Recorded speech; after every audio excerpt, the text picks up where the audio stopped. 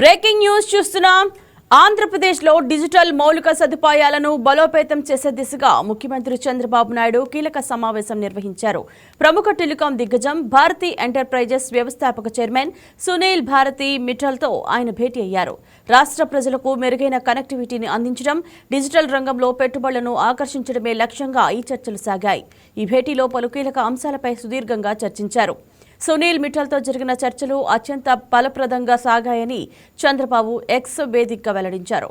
Andhra Pradesh digital మౌలిక సదుపాయాల బలోపేతం, పౌరులకు మెరుగైన కనెక్టివిటీని అందించడంపై నిర్మాణాత్మక చర్చలు జరిగాయని ఆయన పేర్కొన్నారు.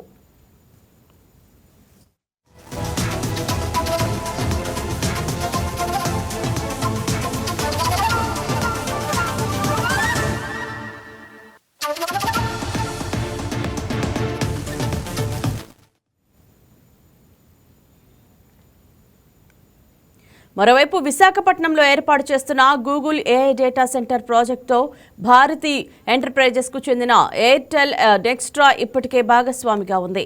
భారీ పెట్టుబడులతో స్వచ్ఛ ఇంధనంతో నడిచేలా రూపొందిస్తున్న ఈ ప్రాజెక్టుకు సంబంధించి 2026 ఏప్రిల్లో శంకుస్థాపన చేసేలా ప్రణాళికలు సిద్ధమయ్యాయి.